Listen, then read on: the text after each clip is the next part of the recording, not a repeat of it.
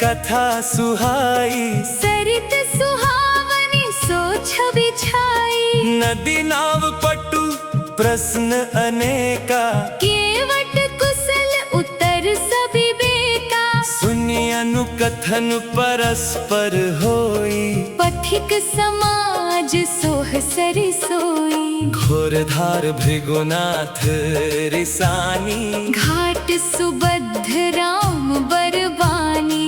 सानुज राम विवाह उछाहु, सो शुभ उमग सुखद सब काहू। कहत सुनत हर्षहि पुलकाहि, ते सुकृति मन मुदित नहाहि। राम तिलक हित मंगल साजा, परब जोग जनु जुरे समाजा। काई कुमति के कई केरी, परिजा सुफल विपत्ति घनेरी।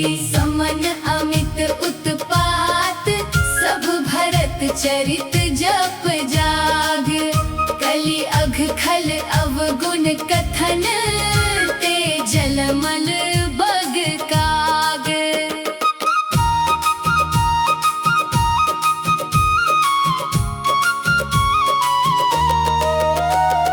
कीरति सरित छहूरी तुरूरी, समय सुहावनी पावनी भूरी। हिम हिम शैल सुता शिव ब्याहु, शिशिर सुखद प्रभु जन्म उछाहु। बरनब राम विवाह समाजु, सोमुद मंगलमय ऋतुराजु। ग्रीष्म दुसह राम बन गवनु, पंथ कथा खर आतप पवनु। वर्षा घोर निशाचर रारी, सुरकुल साल सुमंगलकारी। राम राज सुख विनय बड़ाई, बिसद सुखद सोई सरद सुहाई। सती शिरोमणि सिय गुण गाथा, सोई गुण अमल अनुपम पाथा। भरत सुभाव सुशीतलताई, सदा एक रस बरनी न जाई। अवलोकनी बोलनी मिलनी, प्रीति पर सपर हास। भायप भली चहु बंधु की, जल माधुरी सुबास।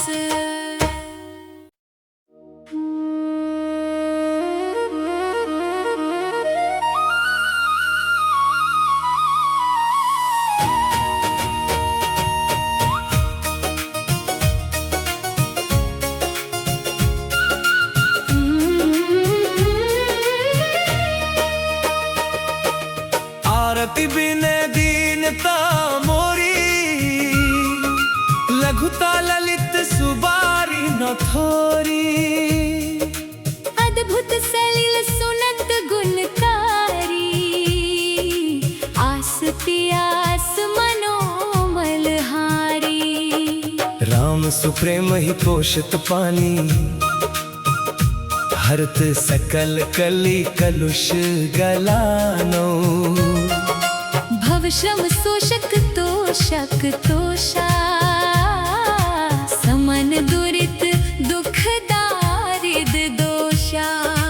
काम कोह मद मोह न सावन, विमल विवेक विराग बढ़ावन। सादर मज्जन पान किए ते, मिटहि पाप परिताप हिए ते। जिन्हें ही बारी न मानस धोए, ते कायर कलिकाल बिगोए। त्रिषित निरखी रवि कर भव बारी। फिर हहि मृग जिमि जीव दुखारी। मति अनुहारी सुबारी, गुण गनि मन अनहवाई। सुमिर भवानी शंकर ही, कह कबी कथा सुहाई। अब रघुपति पद पंकरु हहि अंधरी पाई प्रसाद। कहूँ जुगल मुनि बरज कर मिलन सुभग संवाद। भरद्वाज मुनि बसहि प्रयागा, नहीं राम पद अति अनुरागा। तापस सुमदम दया निधाना, परमारथ पथ परम सुजाना। माघ मकर गट रवि जब होई, तीर्थ पति ही आव सब कोई। देव तनुज किन्नर नर श्रेणी, सादर मज्जहि सकल त्रिवेणी। पूजहि माधव पद जल जाता, परसी अखय बटु हर्ष हिंगाता। भरद्वाज आश्रम अति पावन, परम रम्य मुनि बर मन भावन। तहाँ होय मुनि ऋषय समाजा। जाहि जे मज्जन तीरथ राजा, मज्जहि प्रात समय तू छाहा। कहहि परस पर हरि गुण गाहा।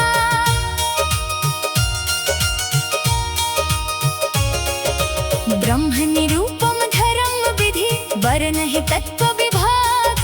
कहहि भगति भगवंत के, संजुत ज्ञान विराग। ही प्रकार भरी माघ नहाही, पुनि सब निज निज आश्रम जाही। प्रति संबत अति होई आनंदा, मकर मज्जि गवनहि मुनि वृंदा। एक बार भरी मकर नहाए, सब मुनि आश्रमन हंसी धाए। जगबालिक मुनि परम विवेकी, हर अवताज राखे पद टेकी। सादर चरण सरोज पखारे। अति पुनीत आसन बैठारे, करि पूजा मुनि सुजस बखानी। बोले अति पुनीत मृदु बानी। नाथ एक संसु बड़ मोरे, करगत वेद तत्व सब तोरे। कहत सो मोहि लागत भय लाजा। जौन कहूँ बड़ होय अकाजा। संत कहहि असनीति, प्रभु श्रुति पुराण मुनि गाव। होई ना विमल विवेक, उर गुर सन किए दुरावा।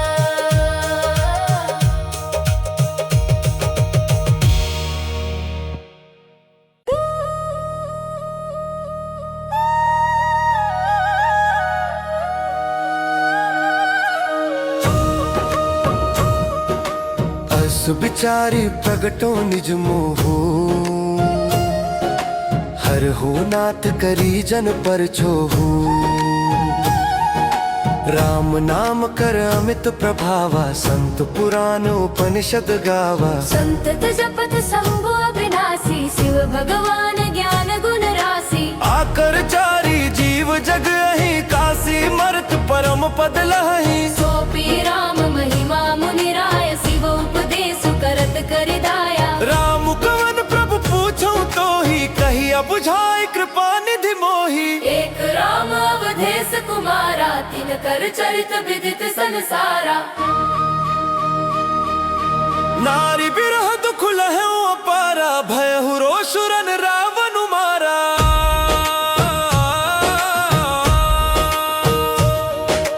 प्रभु सोई राम के अब को जाहि, जपत त्रिपुरारी।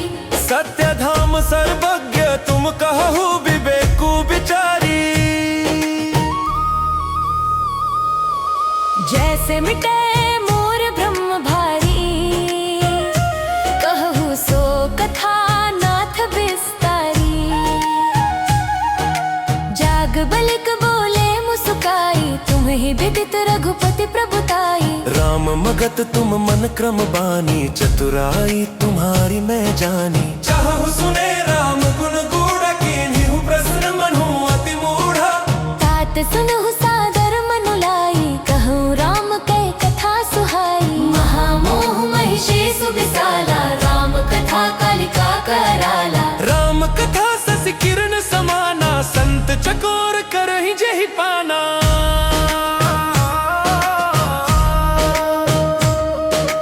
ऐसे ही संसे कीन्ह भवानी, महादेव तब कहा बखानी। कहूँ सुमति अनुहारी, अब उमा शंभु संबारी। यौ समय जेहि हेतु जेहि सुनु मुनि मिट्टी ही विषाद।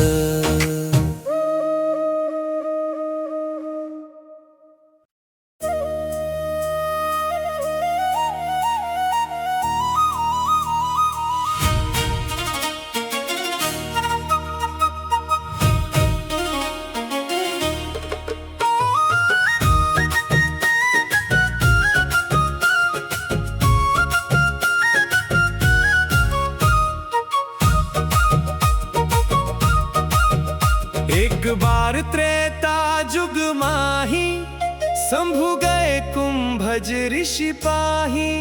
संग सती जग जननी भवानी, पूजे ऋषि अखिलेश्वर जानी। राम कथा मुनि बरज बखानी, सुनी महेश परमन सुख मानी। ऋषि पूछी हरि भगति सुहाई, कहीं शंभु अधिकारी पाई।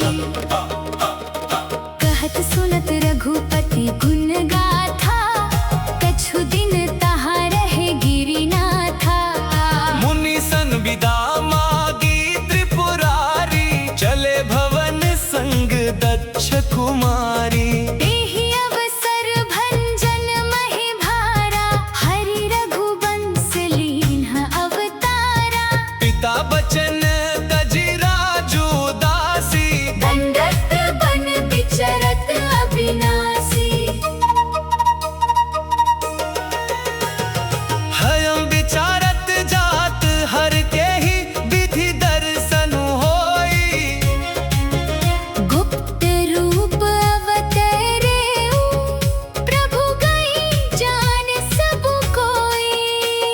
शंकर उर अति क्षोभु, सती न जानहि मर्मु सोई। तुलसी दर्शन लोभु, मन डरू लोचन लालची।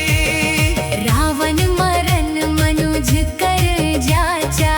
प्रभु विधि बचनु कीन्ह चाह साचा। जो नहीं जाऊं रहे पछतावा, करत विचारू न बनत बनावा। एहि विधि भय सोच बसीसा, तेहि समय जाय दस सीसा। लीन्ह नीच मारी चहि संगा, भयो तुरत सोई कपट कुरंगा।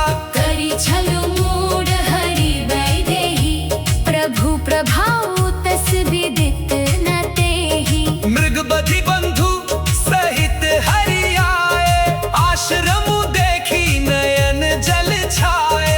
विरह विकल नर इव रघुराई, खोजत बिपिन फिरत दो भाई।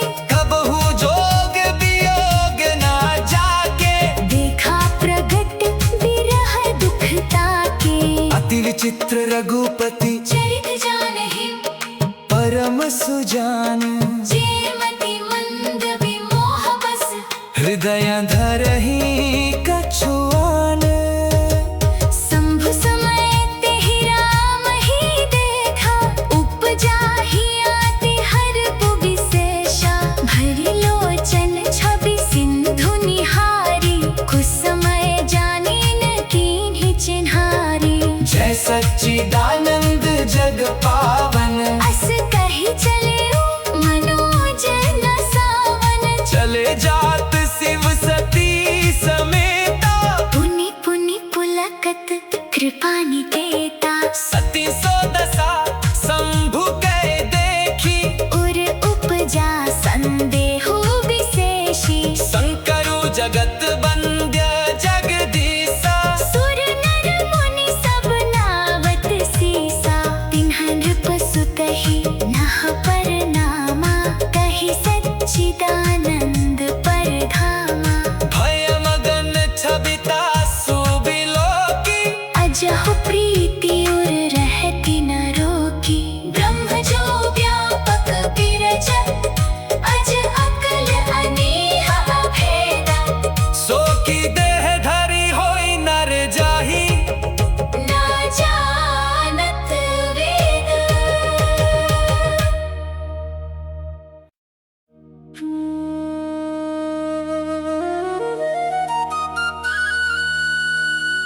हो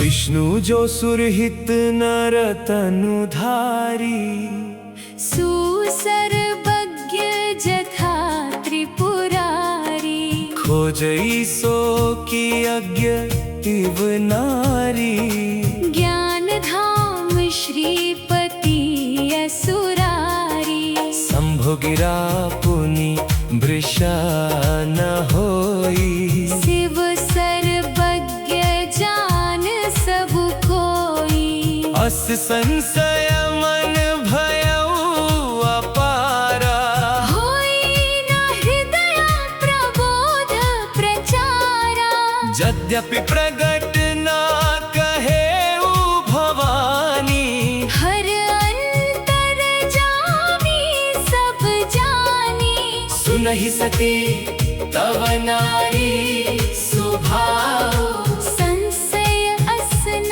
धैर्य उरकाओ, जासु कथा कुभंज ऋषि गाई, भक्ति जासु मैं मुनि ही सुनाई, सो मम इष्ट देव रघुबीरा, सेवत जाहि सदा मुनि धीरा,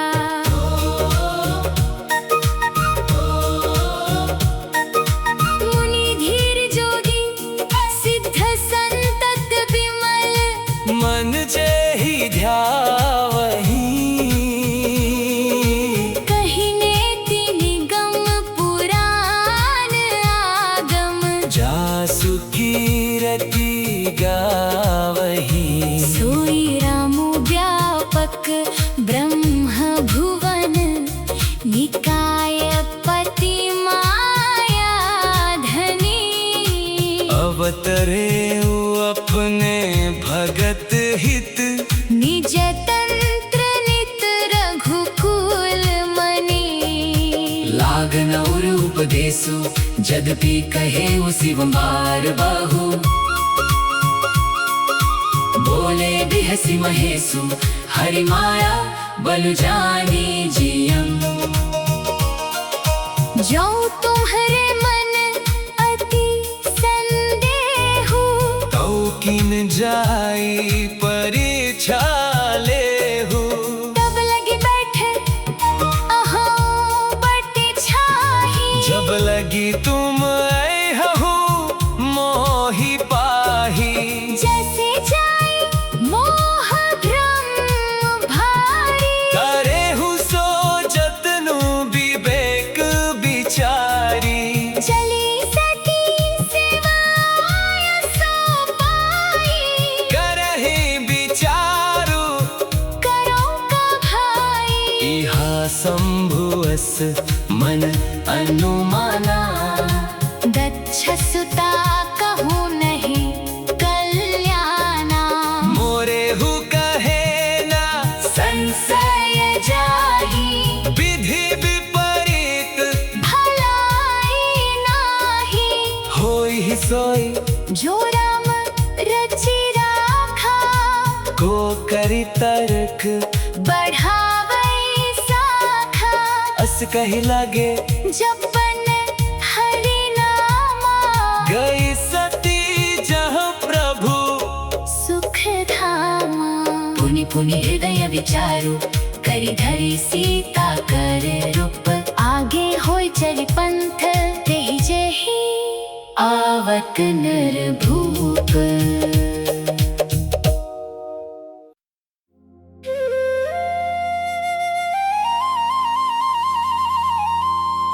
लक्ष्मण दीख उमाकृत बेशा, चकित भय भ्रम हृदय विशेषा,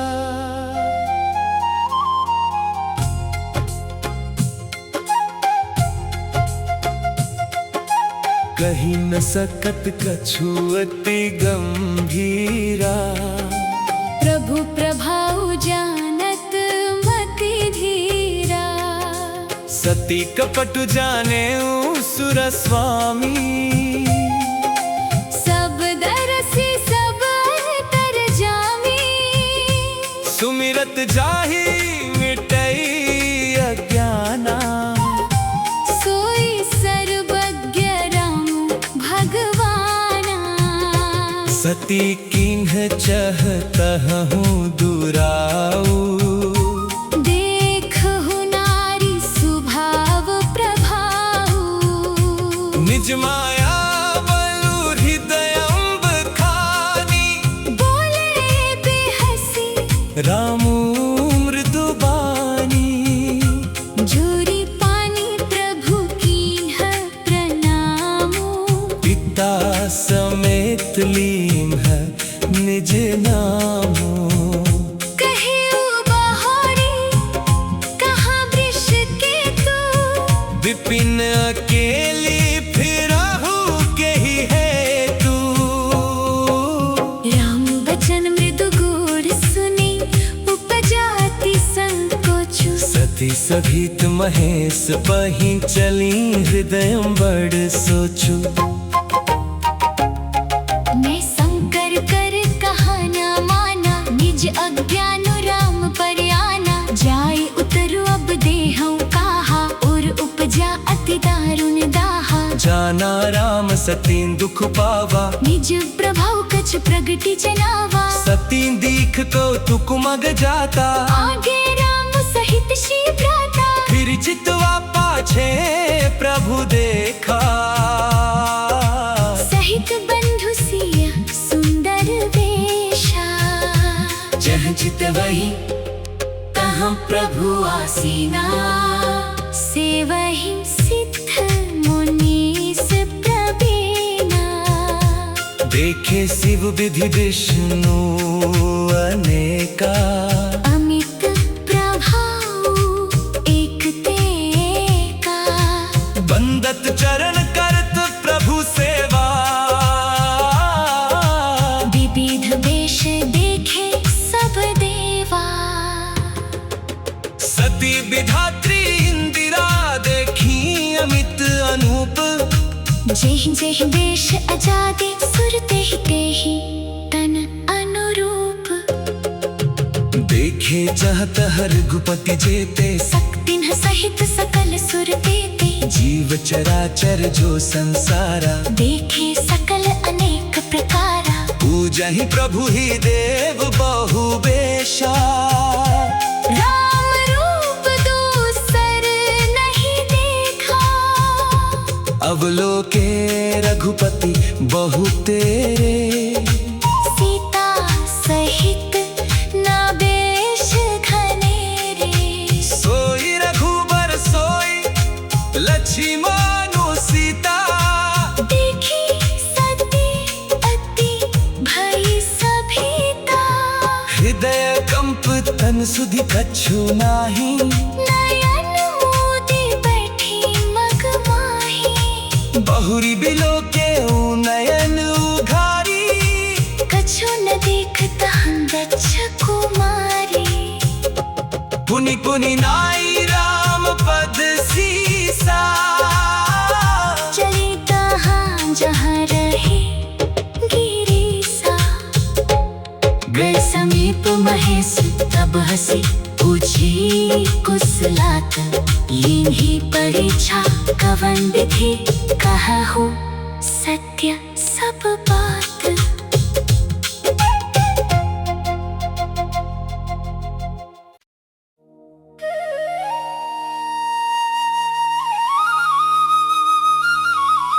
सती समुझी रघुबीर प्रभाऊ, भय बस शिव सन कीन्ह दुराऊ।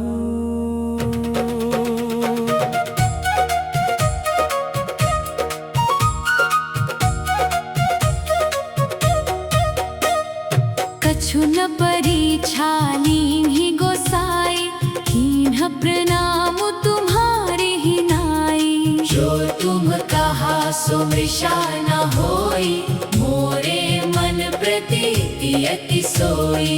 तब शंकर देखे उधर ध्याना, सती जो कीन्ह चरित सब जाना। बहुरी राम मायहि सिरुनावा, प्रेरि सती जेहि झूठ कहावा।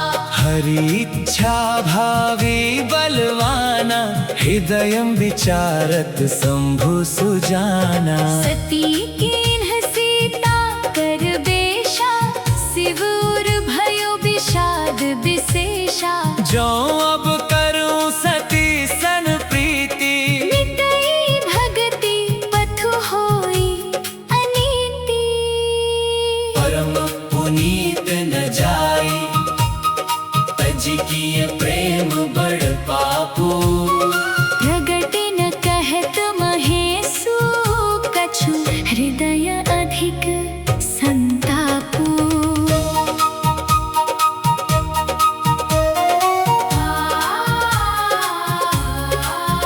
तब शंकर प्रभु पद सिरुनावा, सुमिरत रामो हृदय आवा। एहि तन सती ही भेंट मोहि नाही। शिव संकल्प कीन्ह मन माही, अस विचारी शंकर मति धीरा। चले भवन सुमिरत रघुवीरा। चलत गगन भय गिरा सुहाई, जय महेश भली भगति दृढ़ाई। असपन तुम बिनु करे को आना, राम भगत समरथ भगवाना। सुनी न भगीरा सती उर सोचा। पूछा शिव ही समेत सकोचा। कीन्ह कवन पन कहु कृपाला, सत्य धाम प्रभु दीन दयाला। यद्यपि सती पूछा बहु भांति, तदपि न कहे ओ त्रिपुर आराती। सती हृदय अनुमान किए सबु जाने सर्वज्ञ। कीन्ह कपटु मैं शंभु सन नारी, सहज जड़ अज्ञा।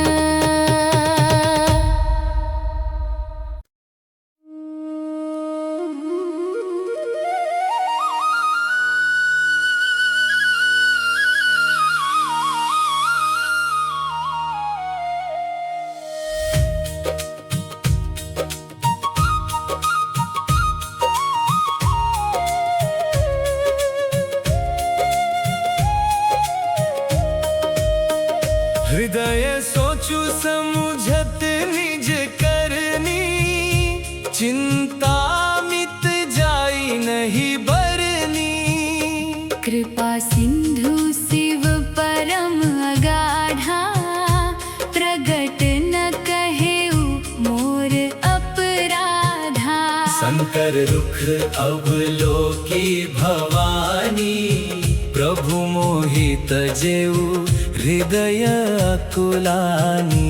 निज अघ समुझि न कछु कही जाई, तपै अवाइव उर अधिकाई। सती ही ससोच जानी वृष के तू, कही कथा सुंदर सुख हेतु। बरनत पंथ विविध इतिहासा, विश्वनाथ पहुँचे कैलासा। तहाँ पुनि शंभु समुझी पन आपन, बैठे बट तर करि कमलासन। शंकर सहज स्वरूप संहारा। लागे समाधि अखंड अपारा। सती बसहि कैलास ताबु, अधिक सोचु मन माहि। मरमुन को जान कछु जुग सम दिवस सिराही। नित नव सोचु सती और भारा, कब जय हो दुख सागर पारा। मैं जो कीन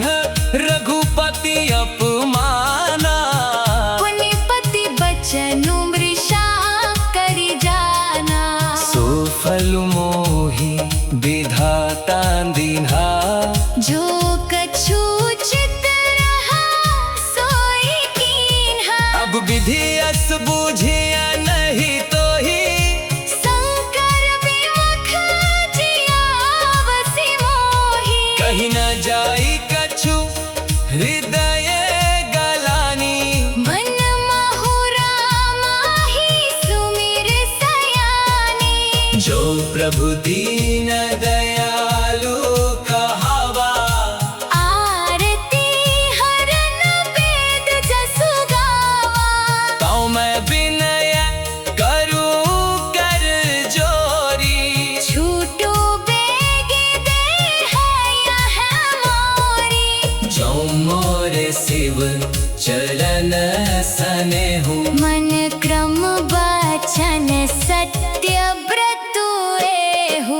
ताऊ सब दर्शी सुनिया प्रभु करू सो बेगी उपाई।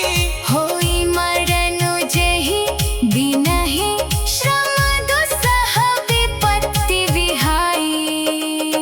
जल पय सरिस बिकाई। देखो प्रीति की रीति भली। बिलग होई रसु जाई। कपट खटाई परत पुनि। एहि विधि दुखित प्रजेश कुमारी। अकथनीय दारुण दुख भारी। बीते संवत सहस 87।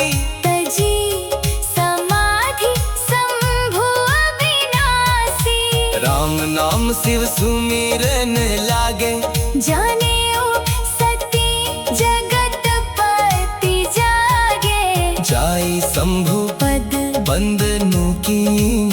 सनमुख शंकर आसन दीन्हा। लगे कहन हरि कथा रसाला।